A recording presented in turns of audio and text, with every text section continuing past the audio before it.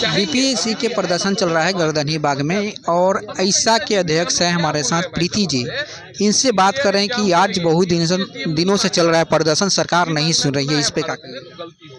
आप देख रहे हैं पूरी तरीके से बिहार सरकार और एनडीए सरकार, क्योंकि ये डबल इंजन की सरकार हम सीधे तौर पे बोल देते हैं कि 34 दिनों से अभ्यर्थी गर्दनी बाग में बैठे हुए हैं, मच्छर काट रहा है। तमाम तरीके से ये इन लोग की जो हालत है उसकी भी हालत के लिए जानने के लिए प्रशासन एक बार नहीं आ रही है कि आप लोग की क्या हालत है, क्या कुछ चाहिए नहीं चाहिए। एक सूदी जो होती है वो भी नहीं ली जा रही है सरकार प्रशासन के द्वारा।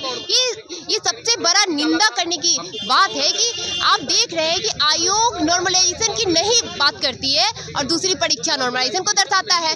दूसरी बात ये कि लगातार जो अभ्यर्थी अब तक मांग कर रहे हैं कि पुनः परीक्षा हो, लेकिन तानाशाह जो ये सरकार है बार बार इन पे दमन कर रही है। आप देख सकते हैं कि लगातार जो सड़कों पे अभ्यर्थी को किस तरीके से प्रशासन के द्वारा घसीटा गया, छात्राओं के कपड़े तक फाड़े गए और तमाम तरीके से वो जो इलाजरत है, जो इलाज करवाने गई थी पीएमसीएच में, उनकी ऐसी हालत थी कि वो पैर में पूरा चोट है, ब्लड गिर रहा है और वहाँ पे एक शपथ पत्र जो है उन लोगों से लिया जा रहा था कि आप किसी भी तरीके से यहाँ पे शपथ पत्र पे पहले साइन कीजिए तब आपका ट्रीटमेंट होगा और आप समझ लीजिए कि आंदोलन प्रोटेस्ट में आप शामिल नहीं होइएगा, आप किसी भी तरीके से सरकार के विरोध में मत बोलिएगा। तो बार बार ये चीज देखा जा रहा है कि बिहार में प्रश्न पत्र लीक हो रहे हैं। शिक्षा माफिया का साफ साफ सरगना जहाँ जहाँ से जुड़ा हुआ है वो सबका फोटोज भी सामने आ रहा है पूरे सार्वजनिक तरीके से। नीट के परीक्षा में आप देखे होंगे कि जितने भी एविडेंस होता है वो सब प्रमाण के तौर पर मौजूद था, लेकिन सरकार परीक्षा को रद्द नहीं करी और उनकी मनमानी ऐसी थी कि आज बीपीएससी पीटी जो परीक्षा 73 हुई है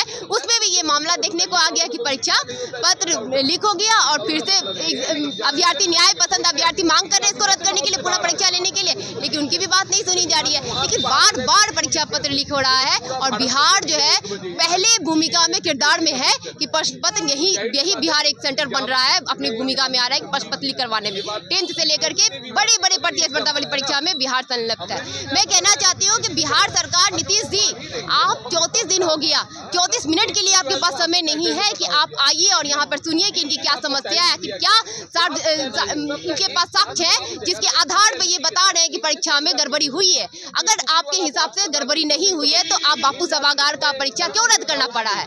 आप नॉर्मलाइजेशन की बात नहीं कर रहे तो नॉर्मलाइजेशन भी हो रहा है, तो पूरे तरीके से ये घिरे हुए हैं, अपने ही सवालों में घिरे हुए हैं। इनके पास सवाल नहीं, सवालों का जवाब नहीं है। ये किसी भी तरीके से परीक्षाओं को पारदर्शी तरीके से नहीं लेना चाहते हैं, क्योंकि बड़े बड़े अमाउंट जो है इनके जेब में भर चुके हैं। बड़े बड़े तरीके से जो शिक्षा माफिया है, बड़े बड़े जो आयोग माफिया, सरकार माफिया के जो चुनिंदे लोग सब हैं, जो चुनिंदे सीटों पे चुनिंदे लोगों को शिफ्ट कर चुके हैं, एक तरीके से एकदम से शिफ्ट कर चुके हैं, इसको देखना है। और जहाँ पे सबसे बड़ा जो धांधली हुआ है वो बापू सभागार था और वहीं पर वहाँ पे 27 सेंटर बना, तो एक सेंटर की बात न करें कि एक सेंटर में परीक्षा रद्द किया गया है, 27 सेंटर का रद्द किया गया है। इसलिए पूरे तरीके से जितने भी 912 सेंटर थे सबका परीक्षा रद्द कर करके पुनः लेना होगा। हमारी मांग जायज है, जितने अभ्यर्थी हैं उनकी मांग जायज है, क्योंकि ये जो हमला है ये हमला गरीब दलित शोषित वर्ग के परिवारों का है, क्योंकि ये पटना जैसे महानगर में अपनी कई सालों से मेहनत कर रहे हैं। आप देख लीजिए ना कि महंगाई का जो दौर है, यहाँ महंगाई से लेकर के बेरोजगारी तक के सफर को अगर आप देखिएगा तो सरकार घेरे में है कि लंबे समय से तैयारी करने के बाद सोनू जैसे अभ्यर्थी अपनी जान की आहुति दे देते हैं। एक सवाल ये है कि आप अगर हिंदू मुस्लिम और तो वोट दीजिएगा राम मंदिर पे, आप रोजगार शिक्षा पर मानिएगा कैसे? मैं ये बोलना चाह रही हूँ इसमें कि हिंदू मुस्लिम पे वोट देना ये एक अलग मैटर हो सकता है, उनकी अपनी एक सोच है कि हमको वोट कहाँ देना है। आप उनको क्या परोस के दे रहे हैं, आप क्या मानसिकता से उनके सामने आप भाषण दे रहे हैं और उनको भ्रमित कर रहे हैं। हम सभी को आपस में लड़वा कर करके अपने बेटे या बेटियों को विदेश में जाकर के पढ़ा रहे हैं। तो ये मानसिकता एनडीए सरकार, मोदी सरकार का शुरू से रहा है, 2014 से पहले से रहा है और उसमें कहीं न कहीं ये जो नीतीश जी हैं उन्हीं के नक्शे कदम पे चलते हुए अभी दिख रहे हैं, क्योंकि उनकी जो चुप्पी जो बता रही है कि किस तरीके से वो छात्र विरोधी नीति, दमन विरोधी नीति है, छात्राओं को जो बोल रहे हैं कि बेटी बचाओ बेटी पढ़ाओ और बेटी पे लाठी चलवा रहे हैं, बेटी के कपड़े तक फाड़े जा रहे, सारे वीडियो सारे चीज उनके सामने, लेकिन एक बार वो बेटी को बचाने की बात नहीं करे, बेटी को पढ़ाने की बात नहीं करे, बेटी को सुरक्षा देने की बात नहीं करे, बेटी कैसे उच्च शिक्षा से उच्च रोजगार तक जाए उसकी बात नहीं करे। मैं ये भी कहना चाहती हूँ कि आज मोदी जी और नीतीश जी भाषण दे देते हैं। मैं ये बोलना चाहती हूँ, ये बीपीएससी अभ्यर्थी तो यहाँ पे इतना उच्च शिक्षा के क्षेत्र को पढ़ करके उच्च रोजगार तक आ गए हैं। इनकी ये हालत है कि 34 दिन से ये लोग अभ्यर्थी बैठे हुए न्याय मांग रहे हैं और जो पारदर्शी परीक्षा में लाई जाए उसकी डिमांड कर रहे हैं। जो संलिप्त है भ्रष्टाचार में लिप्त, उन पे उच्च स्तरीय जांच करने की मांग कर रहे हैं। पूरे तरीके से न्याय और अपने अधिकार को लेकर के लोकतांत्रिक प्रक्रिया के तहत अपनी डिमांड को रख रहे हैं। लेकिन वो बच्चे का क्या होगा जो अब तक इस बात को भी नहीं समझ पा रहे हैं, जो घर में ही है सिमटे हुए, जिनको हम लाने की बात कर रहे हैं, उनकी क्या स्थिति, उनको किस तरीके से और खदेड़ा जा रहा है उच्च शिक्षा से उच्च रोजगार तक, हमको इसको भी देखना होगा। और तमाम तरीके से ये जो एग्जाम कंडक्ट करवाते हैं बिहार सरकार, खासतौर पर आप देखिए कि सेंटर का जो चयन करते हैं, पहले सरकारी सेंटर हुआ करता था, सरकारी स्कूल, सरकारी कॉलेज और सरकारी विभाग होता था। सरकारी विभाग में जो शिक्षक होते थे वो कार्यभार में रहते थे, उनके द्वारा होता था। उनको एक डर रहता था कि अगर भ्रष्टाचार हुआ, कहीं भी अनियमितता दिखा तो मेरी नौकरी चली जाएगी। ये सरकारी नौकरी पे बात आता था। लेकिन अब जो एग्जाम हो रहे हैं तमाम तरीके से आप देख लीजिए प्राइवेट सेक्टर में हो रहा है, तो उनको क्या डर है? उनको पहले ही से जेब भरा हुआ है, निकालेंगे कहाँ से निकालेंगे? तो ये डर भी खत्म हो गया पूरे तरीके से।